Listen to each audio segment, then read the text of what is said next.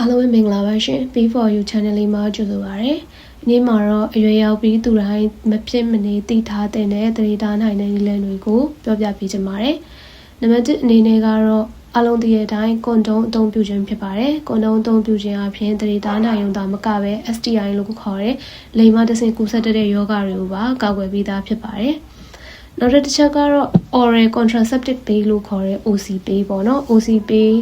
ကိုဝင်တာစီတောက်စီအမျိုးအစားဖြစ်ပါတယ် oral contraceptive pill ပေါ့နော်အဲ့မှာ OC pill မှာဆိုလို့ရှိရင်ဘာတွေပါလဲဆို estrogen နဲ့ progesterone လို့ခေါ်တဲ့ဟော်မုန်းတစ်မျိုးပါဝင်တဲ့တောက်စီရှိသလို progesterone ဟော်မုန်းတစ်မျိုးနဲ့ပါဝင်တဲ့ဆေးတွေလည်းရှိပါတယ်ပြီးတော့သူကဆေးကပ်အနေနဲ့ဆိုလို့ရှိရင်28လုံးဒါမှမဟုတ်21လုံးပါဝင်တဲ့ဆေးကပ်အနေနဲ့ဝယ်ယူနိုင်ပြီးတော့ဓမ္မတာစလာတဲ့ရက်ကနေစတင်ပြီးတော့ကပ်မှာပြထားတဲ့မြားလေးအတိုင်းနေ့စဉ်ပုံမှန်တောက်သုံးပေးရမှာပဲဖြစ်ပါတယ်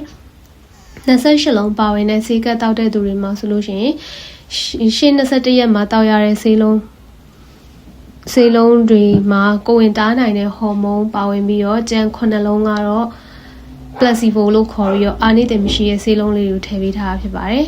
အားစေးပဲပေါ့နော်အာနိသင်မရှိဘူးဆိုရင်မတော့အားစေးအနေနဲ့ထည့်ပေးထားပါပြီးတော့21လုံးပါတဲ့ဆေးကပ်ကိုအသုံးပြုလို့ရှိရင်တော့21ရက်လုံးဆေးစတိုက်တောက်ပြီးတော့တစ်ပတ်ခန့်ဆေးတောက်ခြင်းကိုရက်နာရမှာဖြစ်ပါတယ်ဒါကတော့21လုံးနဲ့28လုံးကပ်ဒီမှာဘာကွာလဲဆိုတာတစ်ခါလေးပြပြတာပါအဓိကတော့ဟော်မုန်းပါတဲ့ဆေးကတော့28လုံးကပ်ပဲဖြစ်ဖြစ်21လုံးကပ်ပဲဖြစ်ဖြစ်21လုံးသာလျှင်ဟော်မုန်းပါတဲ့ဆေးဖြစ်ပါတယ်ကျန်တဲ့28လုံးမှာဆိုကျန်တဲ့9လုံးကတော့သူကဟော်မုန်းမပါဘူးပေါ့နော် placebo လို့ခေါ်တဲ့ဆေးလုံးလေးထည့်ထားတာပါအဓိကတော့ရက်ကြော်သွားမှာဆိုလို့ပေါ့နော်ဟို9ရက်ရက်ရမယ်ဆိုတော့အဲ့9ရက်ကိုမှတ်မိပဲနဲ့ကြော်သွားမှာဆိုလို့ဆက်တောက်လို့ရအောင်လို့ထည့်ပေးထားတာဖြစ်ပါတယ်နောက်ထပ်တတိယတစ်ခုတားနိုင်တဲ့နည်းလမ်းကတော့ IUD လို့ခေါ်တာပေါ့နော်တအိမ်ထဲကိုထည့်သွင်းအသုံးပြုရတဲ့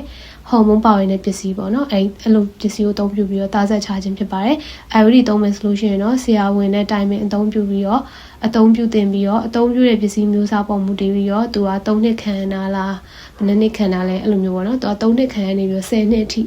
တတိထားပေးနိုင်တဲ့ IUD တွေရှိရပေါ့နော်အဲ့ဒါကြောင့်မို့ဆရာဝန်နဲ့တိုင်ပင်တင်ပါတယ်နောက်တစ်ခုကတော့contraceptive implant လို့ခေါ်တဲ့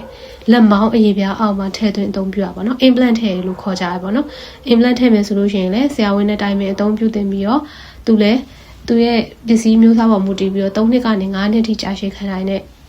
အာနိသင်ရှိပါတယ်နောက်ထပ်တစ်ခုကတော့ contraceptive injection လို့ခေါ်တဲ့ထိုးဆေးမျိုးစားပါကိုဝင်တားဆေးထိုးဆေးမျိုးစားဖြစ်ပါတယ်အဲ့ဒါကတော့သူကနီးစပ်ရာဆေးကန်းတွေမှာ3လတစ်ကြိမ်ထိုးနှံပေးဖို့လိုအပ်ပါတယ်နောက်ဆုံးတစ်ခုကတော့ emergency contraceptive pill လို့ခေါ်တဲ့အရေးပေါ်သတိထားဆေးဖြစ်ပါတယ်။သူ့ရဲ့နာမည်အတိုင်းပဲအရေးပေါ်အခြေအနေမျိုးမှာပဲအသုံးပြုတဲ့ EC pill ဖြစ်ပါတယ်။ဥပမာဆိုလို့ရှိရင်လိင်ဆက်ဆံစဉ်မှာကိုယ်လုံးပေါက်ပြဲရတို့လိင်ပိုင်းဆိုင်ရာအာရမအပြုချင်းခံရတာတို့အဲ့လိုမျိုးအရေးပေါ်အခြေအနေမှာပဲသုံးသင့်ပါတယ်။သူကတော့ EC pill မှာဆိုလို့ရှိရင်တစ်လုံးဒါမှမဟုတ်2လုံးပါဝင်တဲ့ဆေးကပ်အနေနဲ့ဝယ်ယူရရှိနိုင်ပြီးတော့အရေးပေါ်အခြေအနေဖြစ်ပြီးနောက်ပိုင်း82နာရီအတွင်းသုံးပြရတာပဲတောက်သုံးရတာပဲဖြစ်ပါတယ်ဒီညမှာအရေးကြီးဆုံးသတိထားရမယ့်အချက်ကိုပြောပြချင်တာကတော့အခုနီလန်ဘယ်နှမျိုးရှိလဲဆိုတော့အလုံးပေါင်းနီလန်5မျိုးပေါ့နော်5မျိုးပြောသွားတဲ့အထက်မှာနံပါတ်1နီလန်ဖြစ်တဲ့ကွန်ဒုံအသုံးပြုတဲ့သတိထားနီလန်ကလွဲပြီးတော့ကျန်တဲ့သတိထားနည်းတွေအကုန်လုံးက STI လို့ခေါ်တဲ့လိင်မတဆင့်ကူးစက်တဲ့ယောဂါတွေကိုကာကွယ်ပေးနိုင်ခြင်းမရှိပါဘူး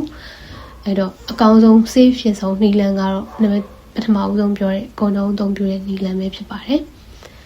အဲဆိုရင်တော့သတိထားနိုင်တဲ့နီလန်လေးကိုသိသွားလောက်မယ်ထင်ပါတယ်နောက်ထပ်ကျမကြီးနဲ့ပတ်သက်တဲ့ဘုဟုတုတအကြောင်းအရာတွေကိုပြပြပေးသွားမှာဖြစ်လို့ channel လေးကို subscribe လုပ်ပေးကြပါဦးเนาะ